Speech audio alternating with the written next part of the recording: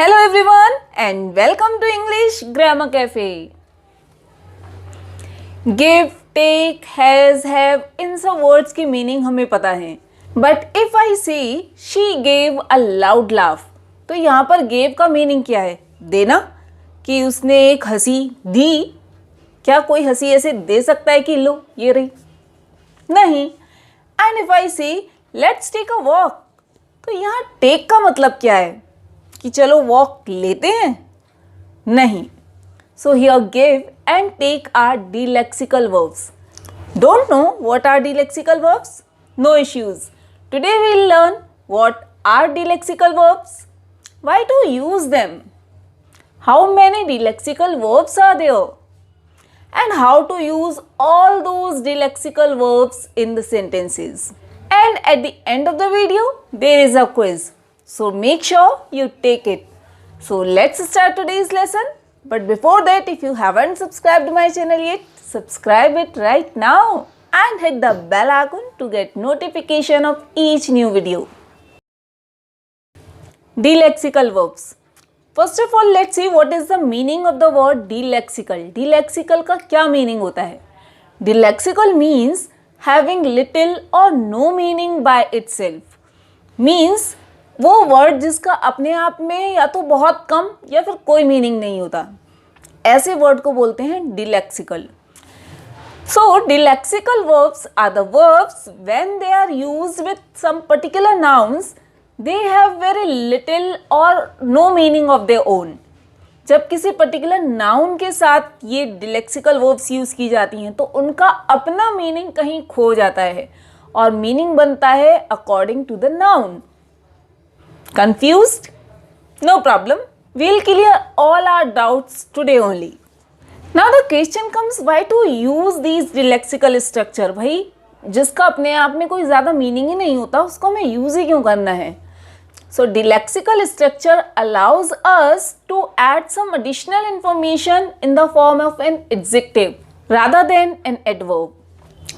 So by using dilexical structure हम sentence में add कर सकते हैं adjective in place of adverb. Means हम कह सकते हैं hot shower. अगर मैं बोलती हूँ कि मैं रोज़ ठंडे पानी से नहाती हूँ, I take cold shower daily.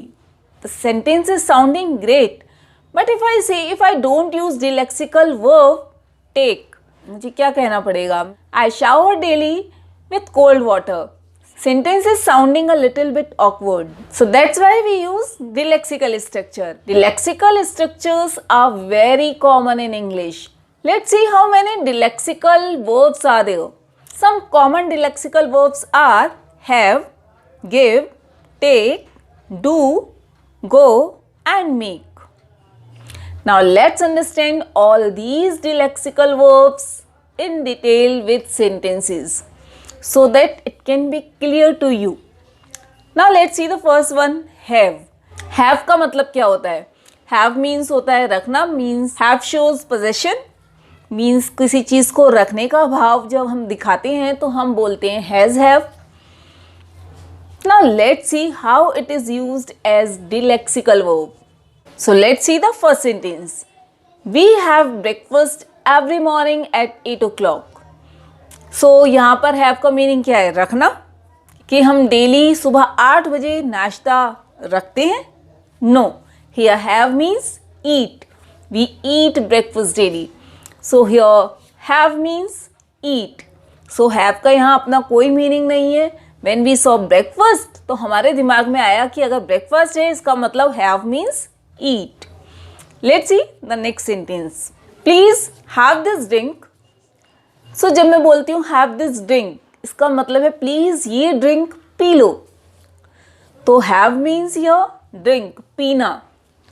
और यहाँ मैंने बोला drink, तो drink के साथ लग गया this, अब ये drink हो गया noun. Now let's see the next one.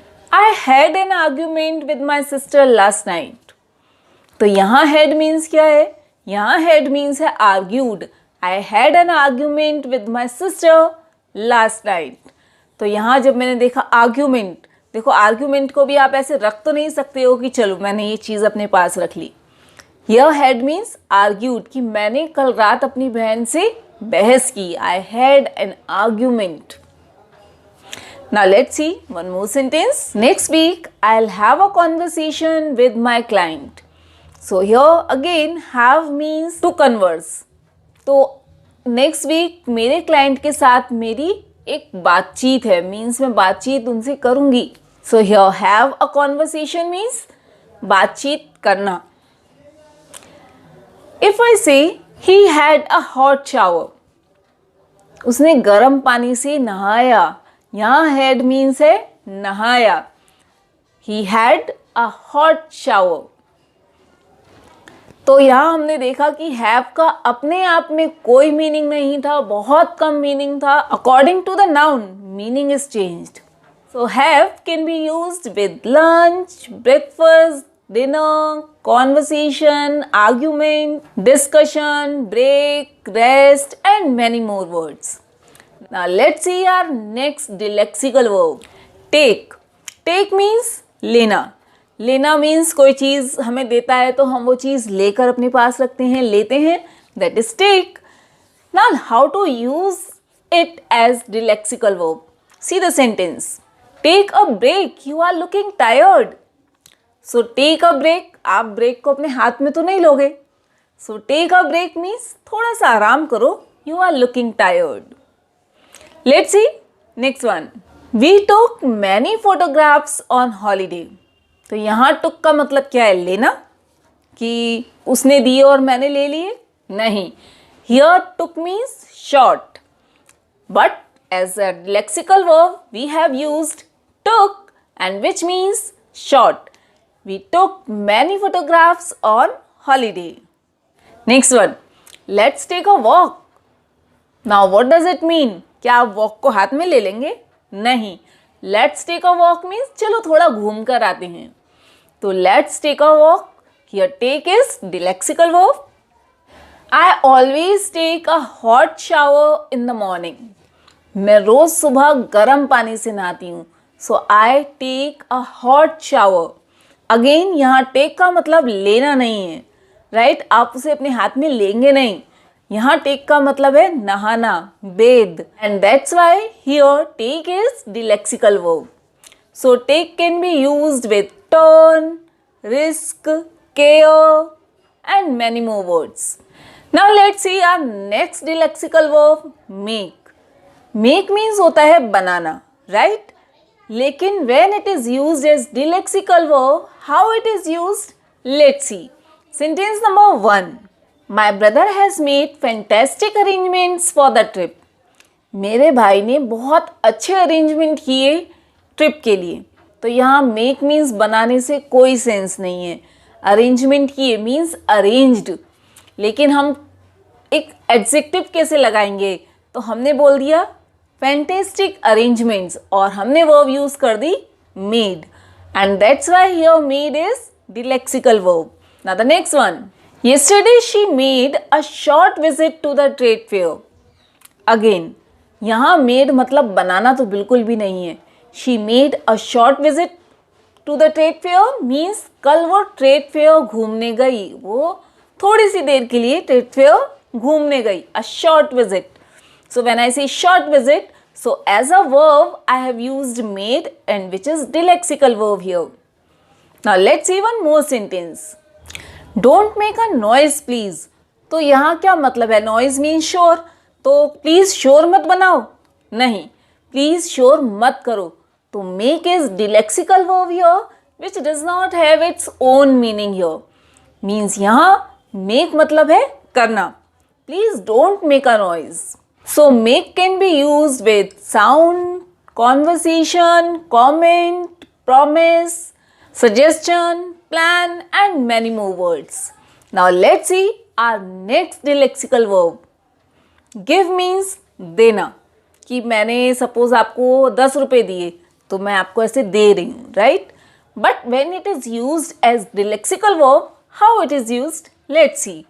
See the sentence number 1. Give me a shout when you are ready to go. तो जब तुम जाने के लिए तैयार हो जाओ तो मुझे आवाज़ लगा देना. Give me a shout. तो यहाँ give means देना नहीं है कि चलो ये दे दिया. Give me a shout मतलब आवाज़ लगा देना. Let's see the next one. The students gave short answers. So हम इस सेंटेंस को ऐसे भी तो बोल सकते थे, द स्टूडेंट्स आंसर्ड. अब शॉर्ट को एज एन एडवर्ब हमें लगाना पड़ता, इसीलिए हमने यूज की delexical verb gave here and the students gave short answers, क्योंकि आंसर आपको वो ऐसे हाथ में नहीं देते हैं, right? They gave the answer means they spoke their answers. So gave is delexical verb here. Let's see the next one. कितनी बार आप बोलती हो don't give me this angry look. तो क्या एंग्री लुक किसी को हाथ में दिया जाता है? नहीं. So don't give me an angry look means तुम मुझे ऐसे मत देखो, गुस्से से मत देखो. Don't look at me with anger, तो थोड़ा सा ऑकवर्ड लग रहा है. तो अगर हम इसको बोले don't give me an angry look, so यहाँ गिव इज डिलेक्सिकल वर्ब, जहाँ गिव का मतलब है देखना. Now let's see one more sentence. Someone gave a knock at the door. मतलब किसी ने दरवाजे पर खटखटाया. Someone gave a knock at the door. तो again gave is your delexical verb, क्योंकि यहाँ गेव मतलब देना नहीं है, यहाँ गेव का मतलब है किसी ने खटखटाया.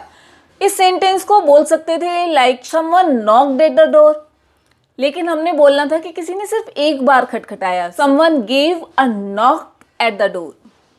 तो यहाँ गेव है delexical verb. So give can be used with cry, information, smile, interview and many more words. Now let's see our next lexical verb. Go. Go means वैसे तो होता है जाना, but when it is used as lexical verb, let's see how it is used. I don't like to go shopping. तो मुझे shopping करना बिल्कुल पसंद नहीं है. I don't like to go shopping. तो यहाँ go मतलब जाना नहीं है. Go shopping means shopping करना. Let's see the next sentence. He goes swimming daily. वो रोज स्विमिंग करता है. तो यहाँ go मतलब जाना नहीं है, यहाँ go का मतलब है करना. He goes swimming daily. Let's see one more sentence. In the morning we should go for a walk. Again, we should go for a walk means we should walk daily. But जब हम use करते हैं delexical verb go, तो sentence थोड़ा अच्छा sound करता है. In the morning we should go for a walk daily. So go can be use with jogging, running, walking, walk, run and many more words. The next lexical verb do. Do means करना. लेकिन अगर मैं बोलूँ my brother will do cooking today, means मेरा भाई आज खाना बनाएगा, तो यहाँ डू मीन्स करना तो कुछ है ही नहीं. यहाँ डू का मतलब है cook. My brother will do the cooking today. Let's see one more sentence. Have you done your teeth. तो यहाँ डन का मतलब क्या है? करना. क्या तुमने अपने दांत कर लिए? No. Have you done your teeth means क्या तुमने अपने दांत साफ कर लिए? तो यहाँ डन का मतलब है cleaned. So done is delexical verb here. Let's see the next one. She has done the cleaning. उसने साफ सफाई कर दी. She has done the cleaning. So यहाँ done का मतलब है cleaning करना, साफ सफाई. So here done is dilexical verb. So dilexical structures basically वो structures होते हैं जहाँ main verb अपना एक meaning कहीं खो देती है और उस sentence में particular noun के according उस verb का meaning लगाया जाता है. I hope it is clear to you. Now if you are thinking that how to check that you know dilexical verbs or not, so here I have a quiz for you. Just check your understanding. So here is the quiz.